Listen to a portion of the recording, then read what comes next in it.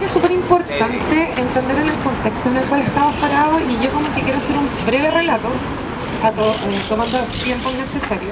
Lo primero que quiero decir es que la historia no es neutra, por lo tanto esta es mi observación de un proceso histórico, en el contexto Chile, en el cual está en el mundo además. ¿A qué voy con eso? A lo mejor la forma como yo lo voy a explicar, ustedes lo han escuchado de forma distinta, o también está la posibilidad de que ustedes tengan una interpretación diferente, y eso es válido, porque justamente la idea de ir teniendo estos espacios en los cuales pudiésemos empezar a ver es simplemente relatar. Entonces voy a tratar de relatar desde los hechos y para entender el contexto que ha sido la evolución de lo que es Chile. Lo que primero quiero comentarles es 1817, batalla de Chacabuco, alguna vez lo vieron en el colegio probablemente. Se cierra un periodo súper grande de lo que fue la historia colonial en donde se gana finalmente la independencia. Y en 1818, el 13 de febrero, se firma el Acta de Independencia. Entonces, en ese contexto, viene todo un periodo que es muy similar al que estamos viviendo ahora desde mi visión, que va desde 1818 hasta 1829, donde la élite empieza a disputar cuál va a ser la forma en que nos vamos a organizar como república llamada Chile. Y eso tiene que decir cómo nos vamos a organizar. Hubo distintas constituciones en las cuales, y que se llama periodo de ensayos constitucionales, en los cuales algunos fomentaban tener una república como la que tenemos actualmente, muy jerárquica, similando a lo que sería la figura del rey, y se tiene hasta el día de hoy. También estaban los ensayos federales. Todo esto se vivió en Chile y lo vivió como sociedad, pero obviamente esto fue tensionando a la élite y fue tensionando los grupos de interés económico. También se empiezan a consolidar lo que nosotros llamamos hoy en día, o sea, lo que es el ejército de Chile, el ejército regular, en el cual en ese tiempo no estaba separado entre la élite y el otro, eran ejército. Ya también empieza a ver todo lo que tiene que ver con la marina, tiene que ver con todo eso, se empieza a configurar. Chile también empieza a establecer relaciones, bueno, eso se hizo antes en todo caso, pero relaciones con otros países, y todo eso va generando una tensión al interior de la sociedad en este periodo, en el cual la élite empieza a darse cuenta que, por ejemplo, el mecanismo federal, que era un número importante de la población, quería, para poder negociar y tener equilibrios en la distribución de poder, no les gustaba tanto, y esto desembocó en un enfrentamiento de la sociedad civil organizada, en la cual básicamente, y se va a resumir en la batalla del Ircay de 1829, en la cual Freire, ya comandando el ejército, se enfrenta, gana esa batalla con otros personajes que estaban en el periodo, y finalmente se impone que la forma en que nos vamos a organizar como república va a ser un símil, y es lo que vemos hasta el día de hoy, de un presidencialismo extremo, ¿ya? Y ese presidencialismo extremo, y él como ganador, o sea, piensen en la figura, él va a ser el primer presidente en 1830, electo más allá del voto que era censitario y todo el tema, en la cual encarna, por una parte es un ex militar que asume el poder político, o sea, deja las armas para asumir el poder político. Y eso yo creo que es bien relevante, porque eso no es tan distinto a lo que vamos a ir viviendo después, y tiene una explicación, el por qué los milicos en particular y en general las Fuerzas Armadas después se van replegando, de esta relación que vamos viendo constantemente, de por qué el ejército se levanta en armas constantemente contra el pueblo, ¿ya? Acá se decía, bueno, ha pasado tantas veces, acá el vecino decía, nunca había durado tanto tiempo. Bueno, hay revueltas en la historia de Chile que han durado más de 35 días. Y eso es real. Lo que pasa es que la historia tiene un rol también de adoctrinamiento político. Ergo, solamente yo la escribo de lo que me conviene, es la historia oficial, es parte de los mecanismos de enseñanza, así como el emblema patrio, el himno nacional, etcétera, etcétera, no es porque sí. Por eso yo les digo, la historia no es neutra, la educación no es neutra. Por lo tanto, todo lo que vamos viendo es sujeto de interpretación, porque además las hacen seres humanos. No es como las matemáticas, que ahí hay un desarrollo disciplinar que es más científico. Esto que estamos viviendo y estamos debatiendo lo hacemos nosotros, y también lo hicieron nuestros antepasados. Entonces yo creo que eso es como lo que me gustaría darle. Por otro lado, y que va a hacer que después tengamos la Constitución propiamente tal de 1833, también tenían que organizarse. Entonces vamos a tener una figura presidencial. Ahí es cuando ya se habían establecido, pero se reafirma que Chile va a tener 3 poderes. Y eso está en sintonía en lo que estaba pasando en Europa, y eso estaba en sintonía en lo que estaba pasando en el resto de Latinoamérica, de Estados Unidos. Por lo tanto, también se puso ad hoc. Si el punto está en que, entendiendo que hay 3 poderes, desde la mirada de Occidente de distribución del poder, y con una iglesia muy fuerte también, va dando las claves necesarias para entender que vamos a tener 3 poderes, y el punto está en cómo distribuye el poder. Por lo tanto, quién vota y cómo se vota. Por ejemplo, hay una invisibilización completa de las mujeres no votábamos, estábamos en incapacidad relativa respecto, y es como ser un niño, y eso no se sanó hasta el siglo XX.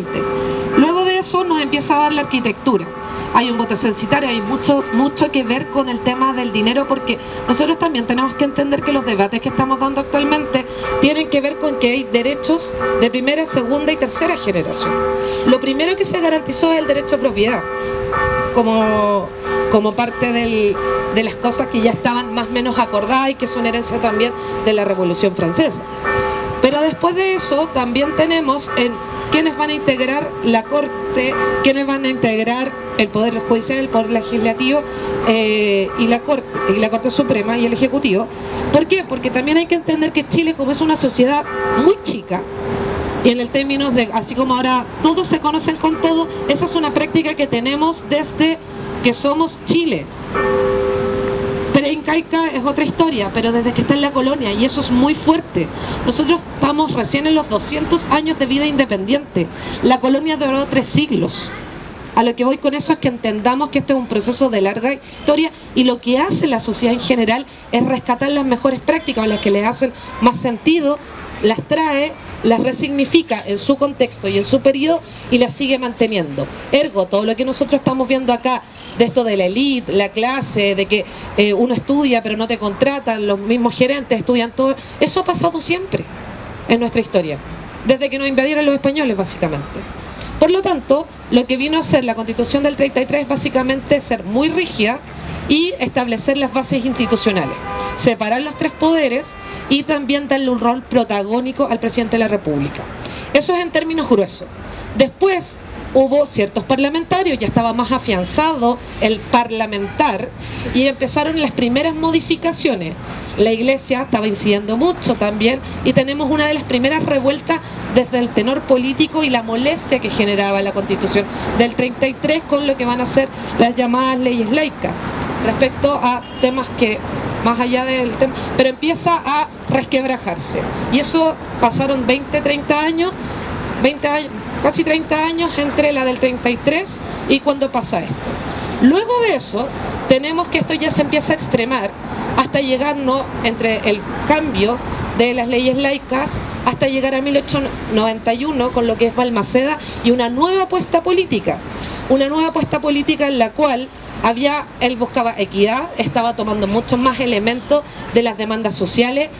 Chile ya estaba más conformado, veníamos saliendo de la guerra civil, de la guerra del Pacífico, se había anexado más territorio, y además de eso había mucho dinero. Si en Chile el tema de dinero, si el tema es quién y cómo se administra, y siempre es siempre es la misma clase, básicamente, y no chorrea. El testamento, yo los invito a, si pueden, lean el testamento de Balmaceda. Así como para nosotros es muy significativo el último discurso de Salvador Allende, si ustedes lo leen en clave histórica se van a dar cuenta que tiene muchos elementos de promesas pendientes que van a marcar después el siglo XX y las reivindicaciones y las luchas, pese a que él también venía de la élite, pero tenía esa conciencia. Eso que no, en el 91 pasamos por reforma constitucional nos movimos de un presidencialismo extremo a un parlamentarismo, que fue un ensayo, y eso fue una modificación legal en la cual fueron varios los presidentes, son 3 específicos de ese periodo, en el cual el parlamento pesaba mucho más que el presidente, y básicamente tú tenías presidente títere. Así que ahí hay otro ejemplo de cómo nos hemos ido comportando. Por distintas razones, entre ellos está la matanza de Santa María, tiene que ver con la reivindicación de los derechos sociales, o sea, ya el tema de propiedad estaba más o menos resuelto, y más o menos resuelto me estoy refiriendo a quienes podían tener cosas, lo mío es mío, etcétera, etcétera. Empieza todo el tema de los derechos sociales, el derecho a la silla, no sé si se acuerdan en el colegio típico que uno empieza a ver las reivindicaciones. ¿Por qué? Porque necesitas tener una mejor calidad, ya no tan solo trabajo, sino que también se me empiezan a garantizar ciertas condiciones para poder tener ese trabajo. Lo pongo desde ese ejemplo. Y eso genera una revuelta interna con la matanza de Santa María. Hubo otros intentos previos a la matanza de Santa María donde todo esto ya revienta y da una explosión social y genera a su vez todo lo que tiene que ver con un proceso de entrar derechamente. Estamos hablando que además ya la alfabetización en la población era más alta, no en los índices de 90%, pero sí ya había gente que sabía más leer, que sabía más escribir, había una conciencia del Estado en términos de educar con la lógica de que tenemos una fuerte mirada de la escuela francesa respecto a generar pensamiento. Todo esto es incipiente y se va a materializar más adelante del siglo XX. Y se llega a una nueva constitución, nuevamente por un quiebre institucional. Acá es bien particular, acá siempre se ha dicho, acá los presidentes se matan o terminan sus periodos. No, con Alessandri no fue así. Alessandri le pide al Congreso para poder ausentarse porque tenía que responder respecto a temas de matanza para poder ir a Argentina. El Parlamento le dice que no, él se va igual y en ese minuto lo derrocan. Entonces, sí tenemos un presidente en Chile que fue derrocado por el Parlamento por no cumplir y por ausentarse de su cargo. Eso yo creo que también es un antecedente que muchas veces se nos olvida, pero también está en nuestra historia. Se parlamenta, se genera una nueva constitución, la cual da las nuevas bases. ¿Qué es lo importante entre el tránsito de la primera y la segunda? Seguimos manteniendo 3 poderes del Estado. Tenemos la estructura organizativa.